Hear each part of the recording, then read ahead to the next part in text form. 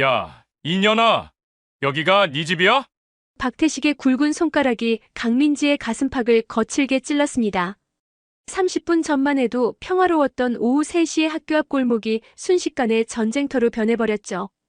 경기도 평택시 송탄동 중앙초등학교 정문 앞, 담배 연기가 자욱하게 피어오르는 골목 한쪽에서 조폭 3명이 교복을 입은 학생들을 향해 담배 연기를 뿜어내고 있었습니다. 그 모습을 지켜보던 32살의 여군 중사 강민지는 주먹을 꽉 쥐었어요. 15년간 특전사 707부대에서 단련된 그녀의 몸은 본능적으로 반응했습니다. 사건은 바로 30분 전부터 시작됐습니다. 휴가를 받아 고향 평택에 내려온 강민지는 조카 민수를 데리러 학교 앞에 서 있었어요. 오후 2시 반 학교 시간이 되면 아이들이 쏟아져 나올 시간이었죠. 그런데 학교 정문 바로 옆 골목에서 들려오는 거친 웃음소리가 귀에 거슬렸습니다. 고개를 돌린 강민지의 눈에 믿기 어려운 광경이 펼쳐졌어요. 이리 와봐, 꼬마야. 용돈 좀 있냐? 45살쯤 돼 보이는 남자가 담배를 입에 문 채 초등학생 2명을 벽에 몰아세우고 있었습니다. 박태식이었죠. 그의 뒤로 30대 초반으로 보이는 부하 2명이 낄낄거리며 지켜보고 있었어요. 장동식과 김철수였습니다. 아이들의 얼굴에는 공포가 가득했고 주변 학부모들은 모두 고개를 돌린 채 못 본 척하고 있었어요. 강민지는 천천히 그쪽으로 걸어갔습니다. 군화 대신 운동화를 신었지만 그녀의 걸음걸이에는 여전히 군인 특유의 단단함이 묻어났어요. 박태식은 계속해서 아이의 주머니를 뒤지고 있었고 담배 연기는 아이의 얼굴을 향해 뿜어져 나갔습니다. 실례합니다. 강민지의 목소리는 낮고 차분했습니다. 박태식이 고개를 돌렸어요. 단정한 청바지에 흰색 티셔츠를 입은 젊은 여성이 서 있었죠. 뭐야, 아가씨, 볼일 있어? 박태식이 비웃듯 물었습니다. 강민지는 아이들을 향해 고개를 끄덕였어요. 아이들을 좀 보내주시겠습니까? 학교 앞에서 담배도 위험하고요. 그 말에 박태식과 부하들이 일제히 웃음을 터뜨렸습니다. 장동식이 담배를 땅에 던지며 발로 비벼댔어요. 어이구, 무섭네. 아가씨가 뭔데 우리한테 이래라 저래라야? 김철수도 한 발 다가서며 강민지를 위아래로 훑어봤습니다. 집에 나가서 밥이나 해. 여기 어른들 일에 끼어들지 말고. 강민지의 눈빛이 차갑게 식었습니다. 하지만 그녀는 여전히 침착하게 말했어요. 마지막으로 한 번 더 부탁드립니다. 아이들을 보내주세요. 박태식이 코웃음을 치며 앞으로 성큼 다가섰습니다. 그리고 바로 그 순간이었어요. 그의 굵은 손가락이 강민지의 가슴을 향해 날아왔고 거칠게 찔러댔습니다. 야, 이년아, 여기가 네 집이야? 주변 공기가 얼어붙었습니다. 강민지의 어깨가 미세하게 떨렸고 그녀의 주먹이 천천히 쥐어졌어요. 15년간 쌓아온 훈련이 몸속에서 끓어오르기 시작했습니다. 박태식은 여전히 비웃고 있었고 부하들은 낄낄대며 지켜보고 있었죠. 하지만 그들은 몰랐습니다. 눈앞에 이 여성이 누구인지 그리고 지금 자신들이 얼마나 큰 실수를 저질렀는지를요. 과연 이 조폭들은 자신들이 건드린 사람이 대한민국 특수전부대의 여군 중사라는 사실을 알게 될까요? 그리고 강민지는 이 상황을 어떻게 해결할까요? 궁금하시다면 구독과 좋아요 부탁드립니다. 강민지는 32살입니다. 고등학교를 졸업하고 바로 육군에 자원 입대했죠. 17년 전 18살의 어린 나이에 군복을 입었습니다. 그리고 지금은 대한민국 최정예 특수부대인 707부대의 여군 중사가 되어 있었어요. 키는 165cm로 여성치고는 큰 편이었고 단단하게 다져진 근육은 보기보다 훨씬 강했습니다. 짧게 자른 단발머리는 군인의 실용성을 그대로 보여주고 있었죠. 강민지가 군인이 된 데는 이유가 있었습니다. 바로 이 평택 송탄동에서 자랐던 어린 시절의 기억 때문이었어요. 초등학교 6학년이었던 20해 전 강민지는 학교 앞에서 조폭들에게 괴롭힘을 당하는 친구를 지켜보기만 해야 했습니다. 그때의 무력함이 그녀를 군인으로 만들었죠. 약한 사람을 지킬 힘을 갖고 싶었던 겁니다. 특전사 훈련은 상상을 초월할 정도로 가혹했습니다. 남자 동기들도 견디기 힘들어하는 훈련을 강민지는 악착같이 버텨냈어요. 새벽 5시 기상, 20km 완전 군장 구보, 유격훈련, 사격훈련, 근접 전투술까지. 그녀는 단 한 번도 포기하지 않았습니다. 그 결과 여군 최초로 특전사 레인저 과정을 수료했고 지금은 부대에서 근접전투 교관으로도 활동하고 있었죠. 오늘은 10일간의 휴가 중 3일째 되는 날이었습니다. 오랜만에 고향에 내려와 가족들과 시간을 보내고 있었어요. 어머니는 강민지가 군인이 된 것을 처음엔 반대하셨지만 지금은 누구보다 자랑스러워하셨죠. 조카 민수는 올해 초등학교 3학년이 됐고 강민지를 세상에서 가장 멋진 이모라고 생각했습니다. 이모, 오늘 학교 끝나면 치킨 먹으러 가요. 아침에 민수가 환하게 웃으며 말했던 게 기억났어요. 강민지는 그 약속을 지키기 위해 학교 앞까지 마중을 나왔던 겁니다. 그런데 눈앞에서 펼쳐진 광경은 도저히 용납할 수 없는 것이었죠. 박태식의 손가락이 여전히 강민지의 가슴팍을 찔러대고 있었습니다. 주변에서 지켜보던 학부모들은 숨을 죽이고 있었어요. 45살쯤 돼 보이는 한 여성은 핸드폰을 꺼내려다가 장동식의 눈빛을 보고는 다시 주머니에 넣었습니다. 50대 남성은 고개를 돌린 채 자신의 아이만 데리고 황급히 자리를 떠났죠. 강민지는 박태식의 손을 천천히 내려다봤습니다. 그녀의 눈빛은 얼음처럼 차가웠어요. 15년간 수없이 많은 훈련과 작전을 수행하면서 배운 것이 있었습니다. 감정을 통제하는 법이었죠. 지금 이 순간 그녀의 머릿속은 냉철하게 돌아가고 있었어요. 손 치우시겠습니까? 강민지의 목소리는 여전히 침착했습니다. 하지만 그 말투에는 명령조가 섞여 있었어요. 박태식은 코웃음을 쳤습니다. 아니, 인연이 진짜? 그가 다시 한번 강민지의 가슴을 거칠게 밀쳤습니다. 강민지의 몸이 뒤로 살짝 밀려났어요. 김철수와 장동식이 낄낄대며 웃었습니다. 형님, 저 여자 정신이 하나도 없네요. 그러게. 맞아야 정신을 차리나 봐. 벽에 몰려있던 두 아이는 눈물을 글썽이며 서 있었습니다.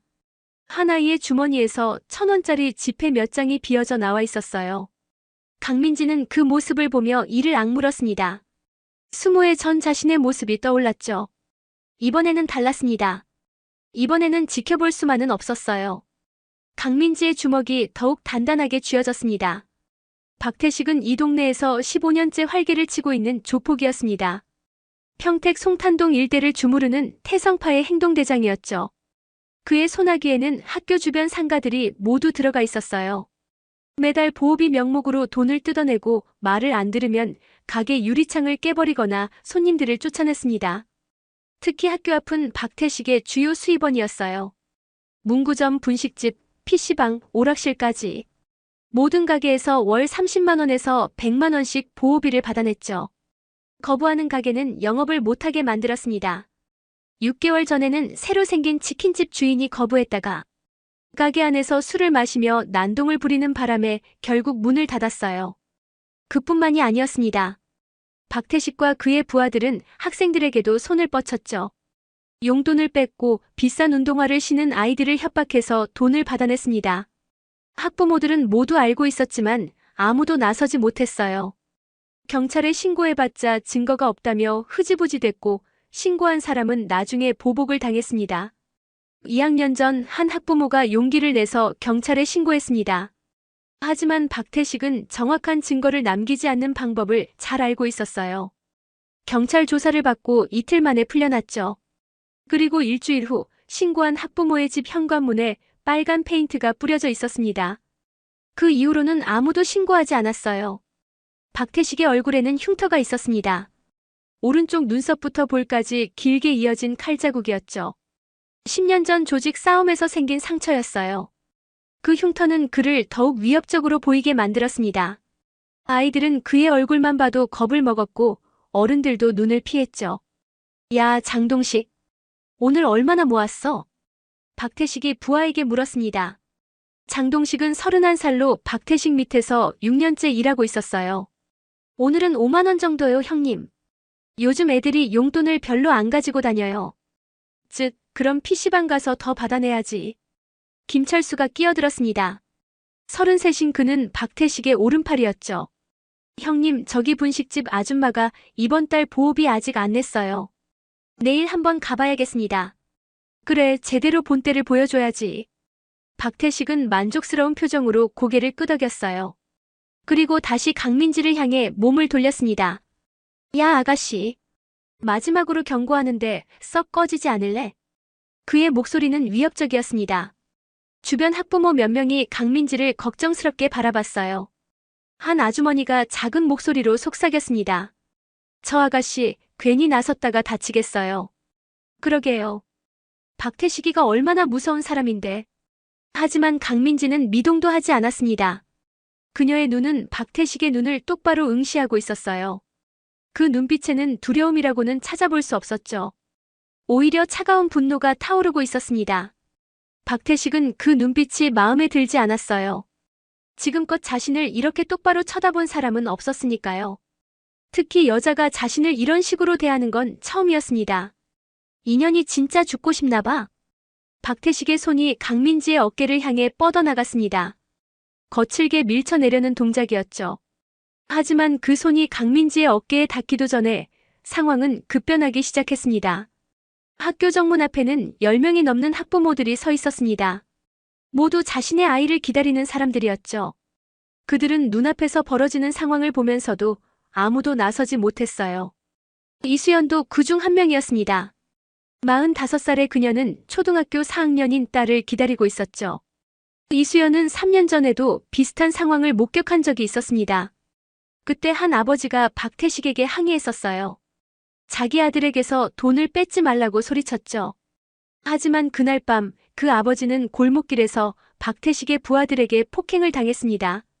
갈비뼈 2대가 부러지고 얼굴이 피범벅이 됐어요. 경찰은 증거 불충분으로 사건을 제대로 처리하지 못했습니다. 저 여자분 괜찮으실까요? 이수연 옆에 서 있던 젊은 엄마가 걱정스럽게 물었습니다. 이수연은 고개를 저었어요.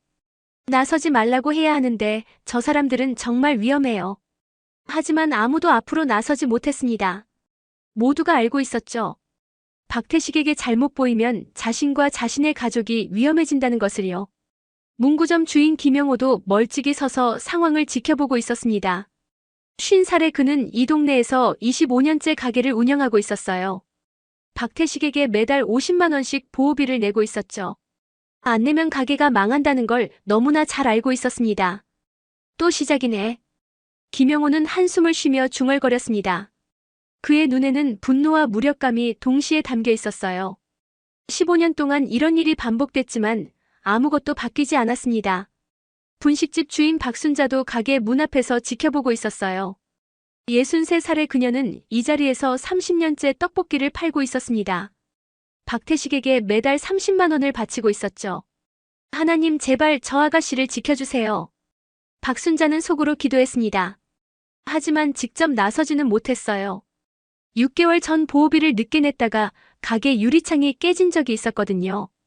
벽에 몰려있던 두 아이 중 한 명은 민지였습니다. 초등학교 3학년인 8살 아이였죠. 오늘 친구와 함께 문구점에서 공책을 사고 나오다가 박태식 일행을 마주쳤어요. 그리고 주머니에 있던 3,000원을 모두 빼앗겼습니다. 이모 살려주세요. 민지는 작은 목소리로 강민지에게 말했습니다. 눈물이 볼을 타고 흘러내렸어요. 강민지는 그 아이를 보며 가슴이 미어졌습니다. 박태식의 손이 강민지의 어깨를 향해 뻗어나왔어요. 장동식과 김철수도 한 발씩 다가섰습니다. 3명이 동시에 움직이는 순간이었죠. 주변 사람들은 숨을 죽였습니다. 저 여자 큰일 나겠어요. 누가 경찰 불러야 하는 거 아니에요? 하지만 아무도 핸드폰을 꺼내지 않았습니다. 모두가 알고 있었어요. 경찰을 불러봤자 소용없다는 것을요. 그리고 신고하면 자신이 나중에 보복당한다는 것도요. 강민지는 주변 사람들의 침묵을 느꼈습니다. 그 침묵 속에는 두려움과 무력감이 가득했어요. 15년 전 자신도 그랬었죠. 친구가 괴롭힘을 당하는 걸 보면서도 아무것도 하지 못했습니다. 그때의 후회가 지금의 자신을 만들었어요. 이제는 달랐습니다. 강민지는 더 이상 무력한 소녀가 아니었어요. 대한민국 최정예 특수부대의 중사였습니다. 그리고 지금 그 힘을 사용할 때가 왔습니다. 박태식의 손이 강민지의 어깨에 닿는 순간 강민지가 입을 열었습니다. 마지막 경고입니다. 지금 당장 손을 거두고 아이들을 보내주십시오. 그녀의 목소리는 낮았지만 또렷했어요. 그 말투에는 명령조가 섞여 있었습니다. 군대에서 15년간 단련된 목소리였죠. 박태식은 순간 당황했어요. 지금껏 여자에게 이런 말투를 들어본 적이 없었거든요. 뭐? 인연이 지금? 박태식의 얼굴이 붉어졌습니다. 모욕감을 느낀 겁니다. 자신의 부하들과 주변 사람들이 모두 지켜보는 앞에서 한 여자에게 이렇게 대응받는다는 게 자존심이 상했어요. 형님, 저 여자 정말 정신 나갔네요. 장동식이 비웃으며 말했습니다. 김철수도 주먹을 쥐며 앞으로 나섰어요. 형님, 제가 전연 좀 가르쳐 줄까요? 하지만 박태식이 손을 들어 김철수를 막았습니다. 자신이 직접 처리하고 싶었던 거죠. 15년간 이 동네를 주무르면서 자신에게 대드는 사람은 한 번도 없었습니다. 특히 여자가 이런 식으로 나온 건 처음이었어요. 야, 아가씨. 네가 지금 누구한테 명령하는 거야? 박태식이 강민지의 멱살을 잡으려고 손을 뻗었습니다. 하지만 그 손이 강민지의 옷깃에 닿기도 전에 강민지의 손이 번개처럼 움직였어요. 박태식의 손목을 정확하게 잡아챘죠. 손을 치우라고 했습니다. 강민지의 목소리는 더욱 차갑게 식었습니다. 그녀의 손아귀 힘에 박태식의 얼굴이 일그러졌어요. 생각보다 힘이 셌던 겁니다. 인연이 진짜. 박태식이 다른 손으로 강민지의 얼굴을 향해 주먹을 날렸습니다. 하지만 강민지는 고개를 살짝 옆으로 틀어 피했어요. 그리고 박태식의 손목을 비틀며 몸을 돌렸습니다. 순식간에 박태식의 팔이 뒤로 꺾였죠. 박태식이 신음을 내뱉었습니다. 관절이 꺾이는 고통이 팔을 타고 올라왔어요. 주변 사람들이 놀란 표정으로 지켜봤습니다. 형님! 장동식과 김철수가 동시에 달려들었습니다. 강민지는 박태식의 팔을 놓고 재빨리 뒤로 물러섰어요. 두 명이 동시에 주먹을 휘두르며 덤벼들었죠. 강민지의 눈이 순간적으로 두 사람의 움직임을 분석했습니다. 왼쪽에서 오는 장동식의 주먹, 오른쪽에서 오는 김철수의 발차기. 특전사 훈련에서 수없이 반복했던 상황이었어요.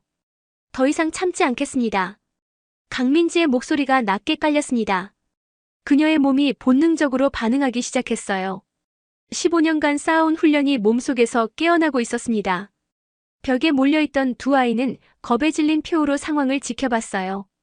학부모들도 숨을 죽이고 있었습니다. 이수연은 무의식적으로 핸드폰을 꺼냈지만 누구에게 전화해야 할지 몰랐어요. 분식집 주인 박순자는 가게 안으로 들어가 문을 잠갔습니다.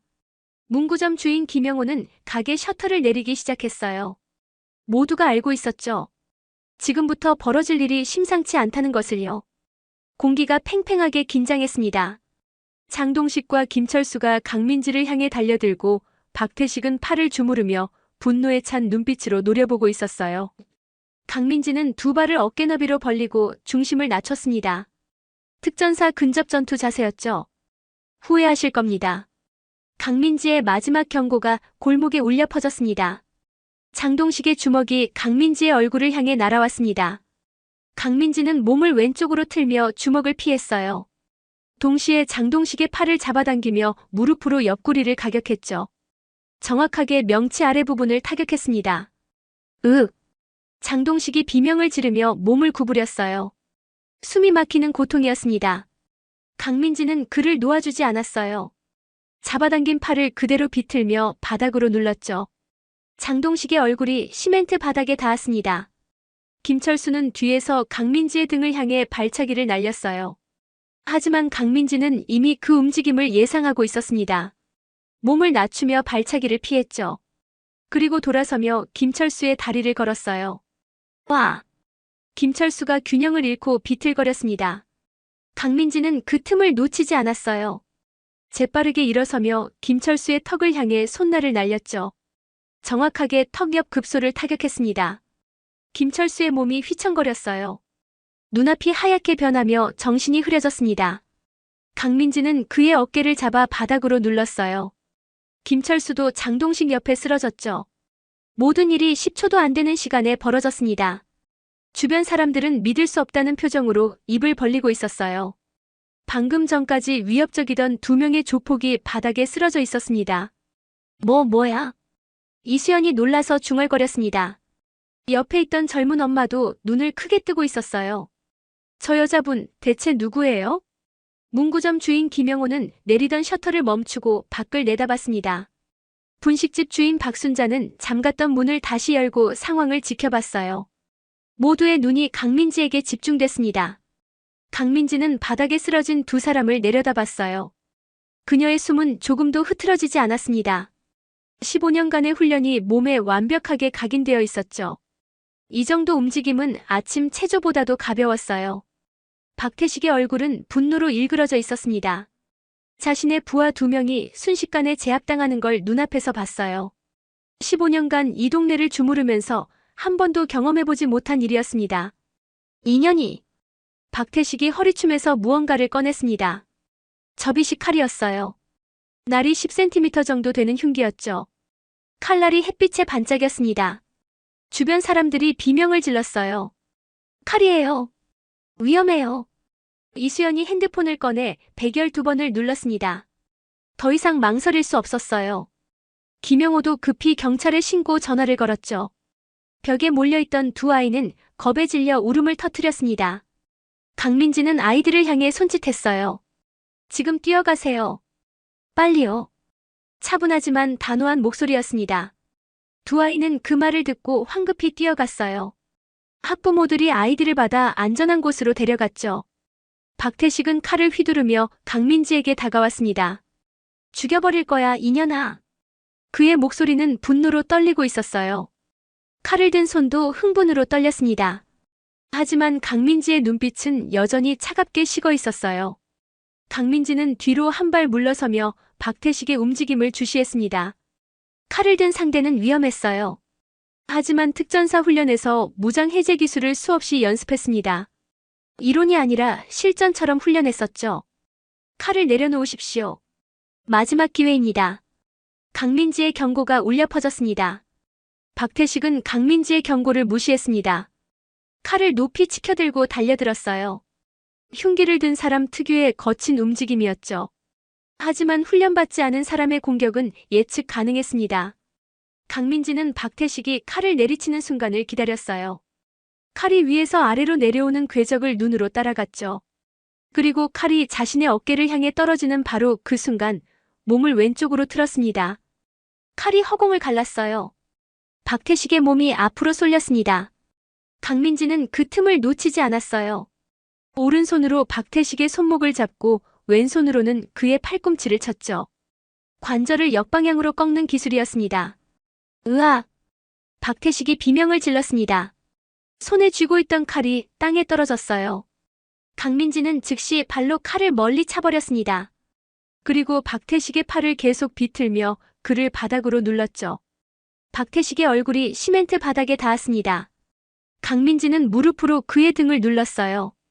박태식이 몸부림쳤지만 소용없었습니다. 강민지의 힘은 생각보다 훨씬 강했어요. 움직이지 마십시오. 강민지의 목소리는 냉정했습니다. 박태식의 팔을 뒤로 꺾어 완벽하게 제압했어요. 15년간 훈련한 기술이었죠. 적을 무력화하고 제압하는 법. 특전사의 기본 중 기본이었습니다. 주변 사람들은 믿을 수 없다는 표정으로 바라봤어요. 15년간 이 동네를 주무르던 박태식이 한 여성에게 완벽하게 제압당한 겁니다. 그것도 칼을 들었는데도 말이죠. 세상에. 이수연이 손으로 입을 가렸습니다. 옆에 있던 학부모들도 놀라움을 감추지 못했어요. 저 여자분 대체 뭐 하시는 분이에요? 군인 아닐까요? 움직임이 보통이 아닌데요. 사람들의 속삭임이 들렸습니다. 강민지는 박태식을 계속 제압한 채 주변을 둘러봤어요. 바닥에 쓰러진 장동식과 김철수도 아직 일어나지 못하고 있었습니다. 멀리서 사이렌 소리가 들려왔어요. 경찰이 오고 있었습니다. 이수연과 김영호의 신고를 받고 출동한 거죠. 박태식은 바닥에 얼굴을 대고 있었지만 여전히 욕설을 퍼부었어요. 이년아, 놓지 못해. 네가 누군지 알아? 네 죽었어, 진짜. 하지만 강민지는 전혀 동요하지 않았습니다. 오히려 팔을 조금 더 꺾었어요. 박태식이 신음을 냈습니다. 강민지가 조용히 말했어요. 조용히 하십시오. 경찰이 올 때까지 가만히 계세요. 그녀의 목소리는 여전히 차분했습니다. 하지만 그 안에는 절대 물러서지 않겠다는 의지가 담겨 있었어요. 파란불이 번쩍이며 경찰차 2대가 도착했습니다. 경찰관 4명이 차에서 내렸어요. 그중 한 명이 상황을 보고 놀란 표정을 지었습니다. 박태식? 경찰관은 박태식을 알고 있었어요. 수없이 많이 신고가 들어왔지만 번번이 증거 부족으로 풀려났던 인물이었죠. 그런 박태식이 지금 한 여성에게 제압당해 바닥에 얼굴을 받고 있었습니다. 여기 무슨 일입니까? 경찰관이 강민지에게 물었습니다. 강민지는 천천히 박태식의 팔을 놓고 일어섰어요. 저 사람들이 학생들을 협박하고 폭행하려 했습니다. 그래서 제지했습니다. 강민지의 설명은 간결했습니다. 경찰차가 도착하고 30분 후 평택 서부경찰서 최상욱 서장이 직접 현장에 나타났습니다. 50살의 베테랑 경찰관이었어요. 박태식에 대한 신고가 수없이 들어왔지만 증거 부족으로 번번이 놓쳤던 인물이었죠. 박태식을 제대로 잡았다고요? 최상욱 서장이 현장에 도착하자마자 물었습니다. 부하 경찰관이 고개를 끄덕이며 대답했어요. 네, 서장님. 이번에는 목격자도 많고 증거도 확실합니다.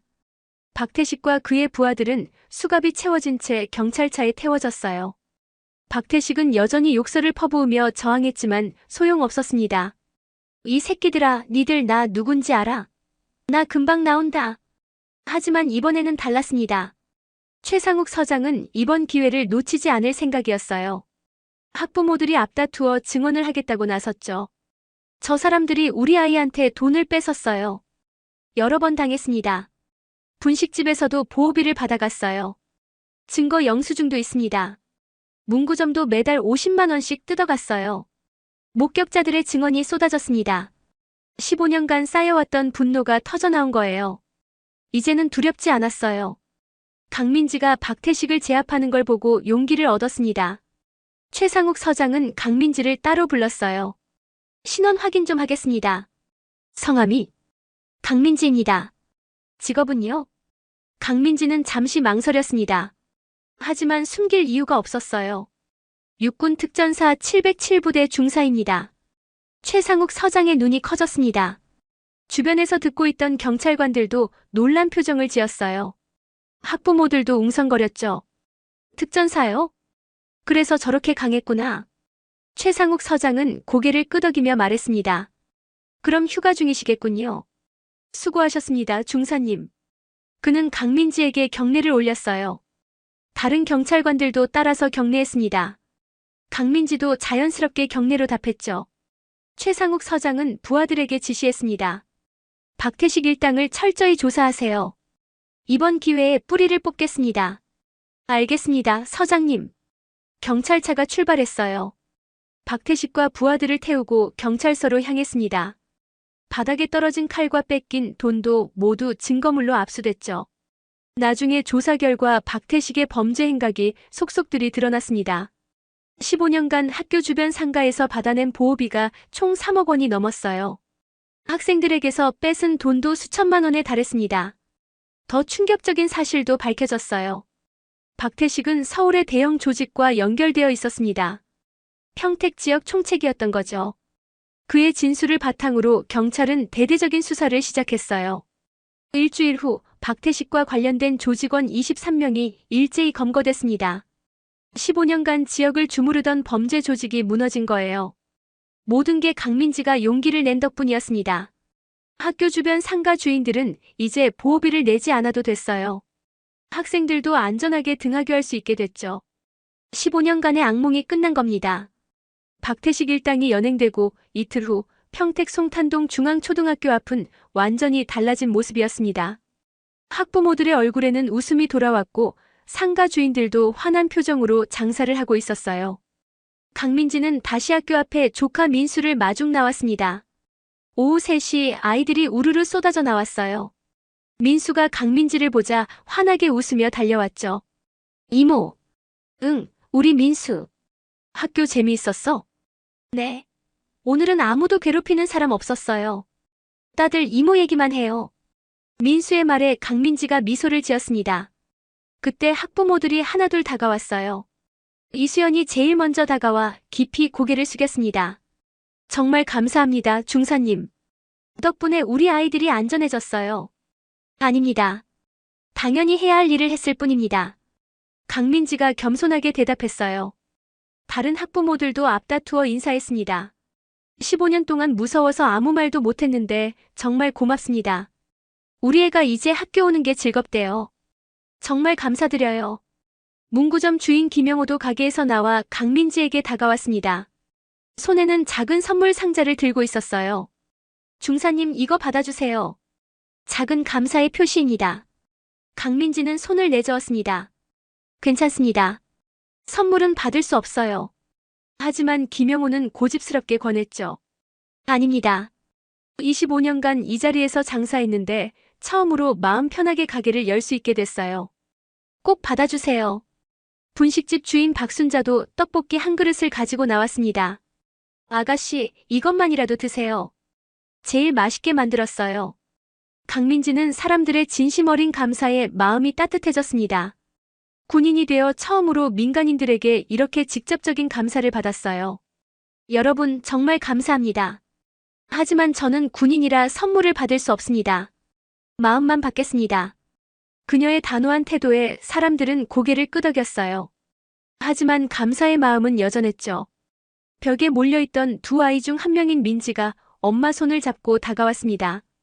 아이는 강민지에게 깊이 인사했어요. 이모님, 그때 살려주셔서 감사해요. 강민지는 무릎을 꿇고 아이의 눈높이에 맞췄습니다. 민지야, 앞으로는 무서운 일 없을 거야. 그리고 누군가 괴롭히면 꼭 어른들한테 말해야 해. 알았지? 네. 아이가 환하게 웃었습니다. 강민지는 아이의 머리를 쓰다듬어 줬어요. 저녁이 되자 지역 신문 기자가 찾아왔습니다. 인터뷰를 요청했죠. 하지만 강민지는 정중히 거절했어요. 죄송합니다. 저는 그저 군인으로서 당연한 일을 했을 뿐입니다. 기사는 쓰지 말아주세요. 기자는 아쉬워했지만 강민지의 뜻을 존중했습니다. 대신 박태식 일당 검거에 대한 기사만 작성했어요. 강민지는 조용히 집으로 돌아갔습니다. 어머니가 저녁을 준비하고 계셨어요. 우리 딸 동네에서 영웅됐다며? 엄마, 그냥 도와준 거예요. 그래도 자랑스럽다. 우리 민지가 군인 된 게 정말 잘한 일 같아. 어머니의 말에 강민지가 미소 지었습니다. 일주일 후 강민지의 휴가가 끝났습니다. 부대로 복귀해야 할 시간이었어요. 아침 일찍 짐을 꾸리는 강민지를 어머니가 지켜보고 계셨습니다. 조심히 다녀와라. 네, 엄마. 걱정 마세요. 강민지는 어머니를 꼭 안아드렸어요. 그리고 마지막으로 학교 앞을 한 번 더 지나가기로 했습니다. 아침 8시 아이들이 등교하는 시간이었죠. 학교 앞 골목은 이제 완전히 평화로웠습니다. 아이들은 웃으며 친구들과 함께 걸어가고 있었어요. 담배 연기도 없었고 아이들을 괴롭히는 사람도 없었습니다. 학부모들은 안심한 표정으로 아이들을 배웅하고 있었죠. 문구점과 분식집도 활기차게 문을 열고 있었어요. 더 이상 보호비를 낼 필요가 없어진 주인들의 얼굴에는 웃음이 가득했습니다. 강민지는 그 모습을 보며 흐뭇한 미소를 지었어요. 15년 전 자신이 겪었던 무력함을 이제는 누구도 느끼지 않아도 되는 겁니다. 군인이 되길 잘했다는 생각이 들었죠. 평택역으로 가는 버스에 올랐습니다. 창밖으로 익숙한 거리가 스쳐 지나갔어요. 어린 시절 뛰어놀던 골목, 친구들과 함께 다녔던 학교, 그리고 이제는 평화로워진 학교 앞 거리. 강민지는 핸드폰을 꺼내 부대 동료에게 메시지를 보냈습니다. 복귀합니다. 내일 아침 점호 때 뵙겠습니다. 곧 답장이 왔어요. 휴가 잘 보냈어? 소문 들었어. 조폭 3명 제압했다며? 역시 우리 강민지 중사. 강민지가 피식 웃었습니다. 벌써 소문이 부대까지 퍼진 모양이었어요. 기차를 타고 부대가 있는 곳으로 향했습니다. 창밖 풍경이 빠르게 지나갔죠. 강민지는 군복을 다시 입을 생각에 가슴이 뛰었어요. 이게 바로 자신이 선택한 길이었습니다. 약한 사람들을 지키고 정의를 실현하는 길. 부대에 도착하자 동료들이 반겨줬습니다. 강민지 중사님, 돌아오셨네요. 조폭 잡은 영웅 등장. 농담 섞인 환영에 강민지는 웃으며 대답했어요. 그냥 도와준 거예요. 과장하지 마세요. 하지만 중대장은 진지한 표정으로 강민지를 불렀습니다. 강민지 중사 잘했네. 비번 중에도 군인의 본분을 잊지 않았어. 자랑스럽네. 감사합니다, 중대장님. 그날 저녁 강민지는 숙소에서 일기를 썼습니다. 오늘 부대로 돌아왔다. 휴가 중에 있었던 일이 꿈만 같다. 하지만 분명한 건 내가 군인이 된 이유를 다시 확인했다는 것이다. 약한 사람들을 지키고 부당함에 맞서는 것. 그게 바로 내가 이 길을 선택한 이유다. 평택 송탄동 중앙초등학교 앞은 이제 아이들의 웃음소리로 가득합니다. 15년간 이어졌던 조폭의 횡포는 끝났어요. 그리고 그 변화는 한 명의 용기 있는 군인에서 시작됐습니다. 때로는 한 사람의 용기가 세상을 바꿉니다. 강민지처럼 부당함 앞에서 물러서지 않는 용기, 약한 사람을 지키려는 정의감. 그것이 바로 우리 사회가 필요로 하는 진정한 영웅의 모습이 아닐까요? 오늘 이야기가 마음에 드셨다면 구독과 좋아요 부탁드립니다. 여러분의 소중한 댓글은 더 좋은 이야기를 만드는 큰 힘이 됩니다. 감사합니다.